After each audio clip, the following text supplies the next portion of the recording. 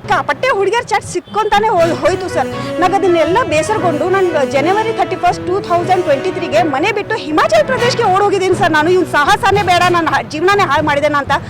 ಆಮೇಲೆ ಅವ್ನ ಜಾಬ್ ಹೋಗುತ್ತೆ, ಅವನ ಮೇಲೆ ಲೀಗಲ್ ಆ್ಯಕ್ಷನ್ ಆಗುತ್ತೆ ಅಂತ ಗೊತ್ತಾದ ತಕ್ಷಣ ನನಗೆ ಮತ್ತೆ ಕಾಂಟ್ಯಾಕ್ಟ್ ಮಾಡಿ ಕಾಲು ಬಿದ್ದು ರಿಟರ್ನ್ ಕರ್ಕೊಂಡು ಬಂದಿದ್ದಾನೆ ಸರ್.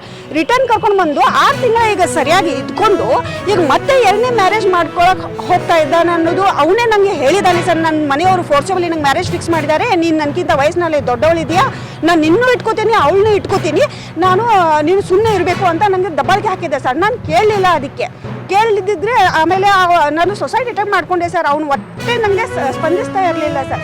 ಅವಾಗೆ ಊರೆಲ್ಲ ಹಬ್ಬಿಸಿಬಿಟ್ಟಿದ್ದಾನೆ. ಪ್ರಮೋದ ಹಜಾರ್ ಅವ್ರ ಫ್ಯಾಮಿಲಿ ನಮ್ಮ ಮನೆಗೆ ಬಂದು ದುಡ್ಡು ಕೇಳ್ತಾ ಇದ್ದಾರೆ ಅಂತ ಹಬ್ಬಿಸಿಬಿಟ್ಟೆ ಸರ್. ಅವಾಗ ನಾನು ಅವ್ರ ಮನೆಯ ಮುಂದೆ ಹೋಗಿ ಒಳ್ಳೆ ಕೂತ್ಕೊಂಡಿದ್ದು ಸರ್. ಅವನಿಂದ ನಾನು ಯಾವುದೇ ₹1 ದುಡ್ಡನ್ನು ಕೇಳಿಲ್ಲ, ನನಗೆ ಬೇಕಾಗಿಯೂ ಇಲ್ಲ. ಅವನಿಗೆ ನಾನೇ 10 ಲಕ್ಷ ರೂಪಾಯಿ ಸಹಾಯ ಮಾಡಿದ್ದೀನಿ ಮನೆ ಕಟ್ಟಲಿಕ್ಕೆ, ಅವ್ನಿಗೆ ಬಂಗಾರ ಬಟ್ಟೆ ಇದು ಅದೆಲ್ಲ 10 ಲಕ್ಷ ರೂಪಾಯಿ ನಾನೇ ಸಹಾಯ ಮಾಡಿದವಳಿದ್ದೀನಿ ಸರ್. ಅವನಿಂದ ನನಗೆ ಯಾವುದೇ ರೀತಿ ಸಹಾಯ ಇಲ್ಲ ಸರ್. ಸರ್, ನನ್ನ ಹೆಸರು ಪ್ರಮೋದ ಹಜಾರೆ ಅಂತ. ನಾನು 18 ವರ್ಷದಿಂದ ವುಮನ್ ರೈಟ್ಸ್ಗೋಸ್ಕರ ಕೆಲಸ ಮಾಡ್ಕೊತ ಬಂದಿದ್ದೀನಿ ಸರ್. 2019ನಲ್ಲಿ ಸೋಷಿಯಲ್ ಮೀಡಿಯಾ ಮುಖಾಂತರ ಅಕ್ಷಯ್ ಗಣಪತಿ ನಲ್ವಡೆದು ನನಗೆ ಪರಿಚಯ ಆಗಿದ್ದು ಸರ್. ಅವ್ರು ನನ್ನ ಕೆಲಸದ ಬಗ್ಗೆ ಇನ್ಸ್ಪೈರ್ಡ್ ಆಗಿದ್ದ.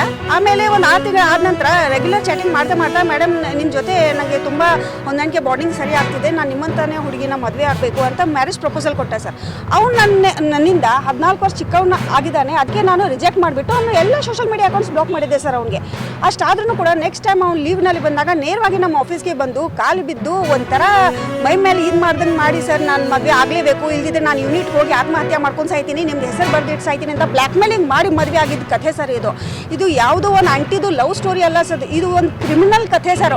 ಆರ್ಮಿನಲ್ಲಿ ಇಟ್ಕೊಂಡು ಒಂದು ವ್ಯಕ್ತಿ ಯಾವ ರೀತಿ ಸುಮಾರು ಹೆಣ್ಮಕ್ಳನ್ನ ಸೋಷಿಯಲ್ ಮೀಡಿಯಾ ಮುಖಾಂತರ ಬಲೆಗೆ ಹಾಕ್ಕೊಂಡು ಅವ್ರ ಜೀವನನ ಸತ್ಯನಾಶ ಮಾಡ್ತಿರೋ ಅಂತ ಒಂದು ಕಥೆ ಸರ್. ಇದು ನಿಜ ಹೇಳಬೇಕಂದ್ರೆ ಅವನು 6 ವರ್ಷದಿಂದ ಮದುವೆ ಮಾಡಿಕೊಂಡು ಇಂಟೆನ್ಷನಲಿ ಅವನು ರಿಜಿಸ್ಟ್ರೇಷನ್ನೇ ಆಗಿಲ್ಲ ಸರ್.